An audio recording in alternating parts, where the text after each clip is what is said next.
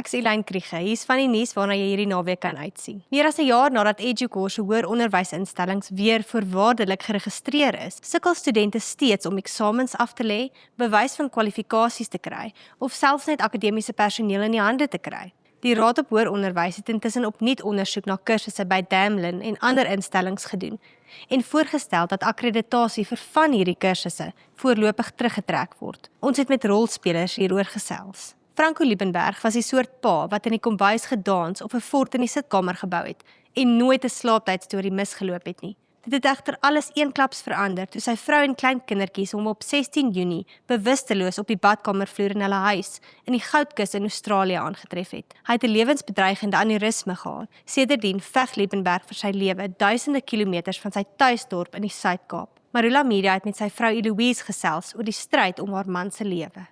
Vir die 82-jarige Jan Kasselman is die gevoel van vryheid bo in die blou hemel steeds net so opwindend soos die eerste keer toe hy in 1962 vir die Suid-Afrikaanse lugmag begin vlieg het. Die veteraan-vlieënier en toegewyde vlieginstrukteur van Klerksdorp het vroeër van dese maand 'n merkwaardige mylpaal behaal toe hy 'n totaal van 30.000 vliegure bereik het.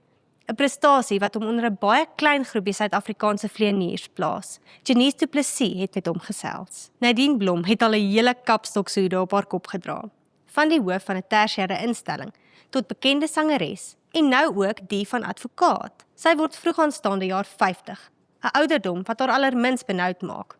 Trouwens, sy sien uit na dit wat vir haar voorlê. Sy het met Mizaan van Wyk oor haar vele talente gesels. Al hou Danny Smoke dik stukke daarvan om te yskas skuif, het hy nou 'n ander sy gewys met die enkelsnit Belowe, wat die beloftes en spesiale oomblikke van sy troudag herdenk. Hy het met Cornelia Tirion gesels oor die dieper betekenis agter die hartroerende belade.